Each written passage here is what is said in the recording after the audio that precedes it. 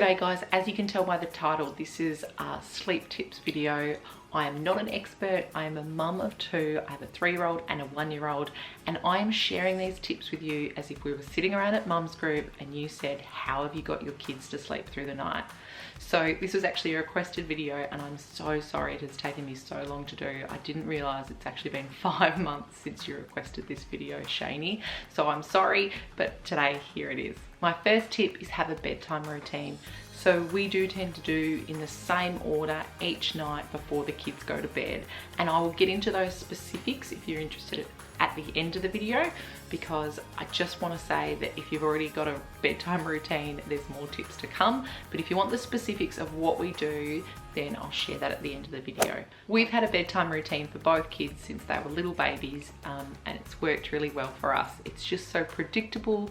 They know what's coming, they get comfort from that, and they know what the next step's going to be. And absolutely there are times when they don't like the next step, because that means they're one step closer to bedtime, but I'll talk about that a little later. My next tip is like my number one. If you took nothing else from this video, then please take this. Your kids need to know how to self-settle, and by that I mean you need to be able to put your toddler awake in their cot, in their bed, and they put themselves to sleep. So here's an analogy that I think will help you. So if you think about, for us, we fell asleep on our pillow and then during the night someone took the pillow. And so when we came out of that sleep cycle, which happens regularly throughout the night, we would wake up. We would realize that something was missing and that we were uncomfortable.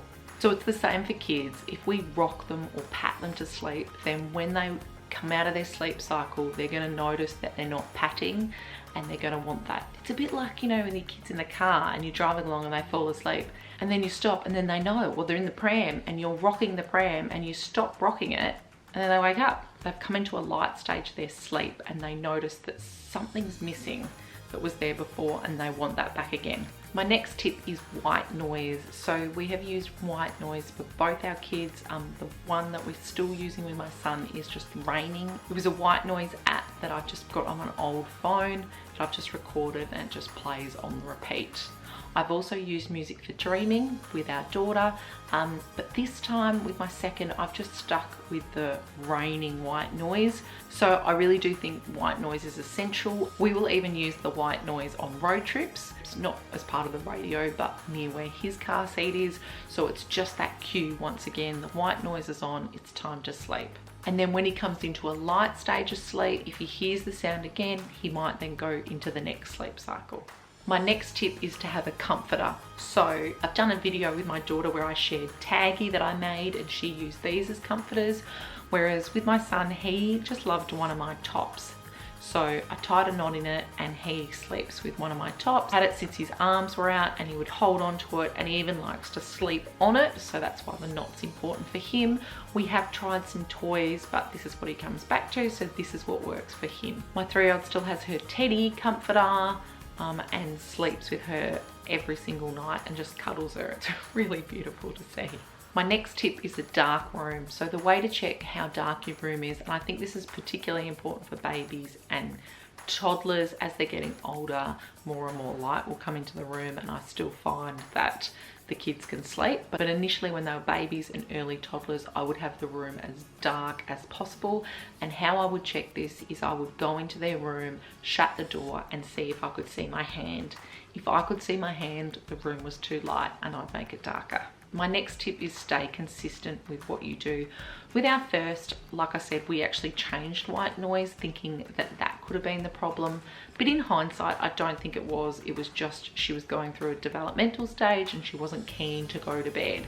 So we could have kept the same white noise like we've done this time. We just stay consistent when the kids are going through, you know, developmental leaps or sleep regression. We just stick to the same routine and we'll come out the other end. My next tip is consider who gets up to the child overnight. Bit of background, I'm still breastfeeding and my son stopped having the night feeds probably 10 or 11 months, and he would wake up in the middle of the night. I'd go down, feed him. It wasn't really what he wanted, and then we would just have a cycle of trying to get him back to sleep, and it would take, I would be up for at least an hour, sometimes 2 hours trying to do this. So let's just try Dave going in. And literally, he would go in, he would pick him up, he would give him a cuddle, he'd say, time for sleep. We call it being like a koala. So our son would bring his knees up to his belly button, really snuggle in. He would sing his bedtime song, and then he would put him back to bed. And no joke, it was a couple of minutes. Whereas when I was getting up to him, it was just taking so long. So that worked for us, just changing who was going at night. And I do know the same with another mum in my mum's group. She got her hubby to start getting up to the boys, and it was a massive difference. The boys were back to sleep quicker and it didn't disturb her sleep, and that really worked for them. My next tip is have a look at the lunchtime nap, how long it's going for and when it's finishing. So currently my son has one nap and he sleeps, until this week he was sleeping 12:30 to 2:30, and then at bedtime he was just so awake, he was just didn't want to go to sleep. And so we've actually cut down the lunchtime nap till 2 o'clock, so he can't sleep any later than 2 o'clock, and he goes to sleep between 6:30 and 7. That's part of our bedtime routine. So that's something that we have to do. And I always find it quite hard to start cutting their lunchtime nap, because they do really love to have a sleep in the middle of the day. But also that's the time where you have some me time by yourself while they're sleeping. So it's tricky, but think of it at the other end too. At night time, he was taking over an hour to go to sleep, and so we just cut the lunchtime nap. It's like adults, if we sleep too much during the day, then we're not tired enough at night to go to bed and go to sleep. Another thing we started to do that's helped with the bedtime routine with toddlers is they're wanting to make some of their own decisions. So as part of our bedtime routine, I encourage my son to choose books that we read at bedtime. So it's just giving him some control, that he gets to choose what books we read before bed, and we read 3 books. Okay, I hope these were helpful. Like I said, this is what's worked for our family. What will work for yours, you'll just have to manipulate and work out what suits your family and your child.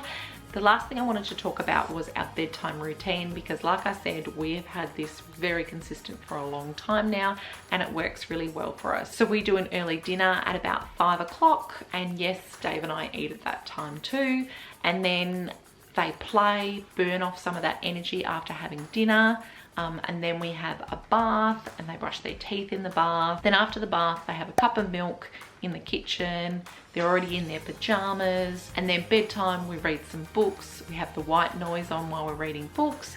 And then I sing a song to my son, which is Puff the Magic Dragon. That's been his favorite song since he was a little baby. It provided him comfort, so that's what I sing. I sing about 4 lines of Puff the Magic Dragon 2 or 3 times. And then I give him his comforter, which is actually my top, and I say, here's mummy's top, time for sleep, I love you, time for sleep. And then I go to the door and I repeat it. I say, I love you, time for sleep, and then shut the door. So that's worked for us. Hope this was helpful. I'm happy to answer questions. Bye.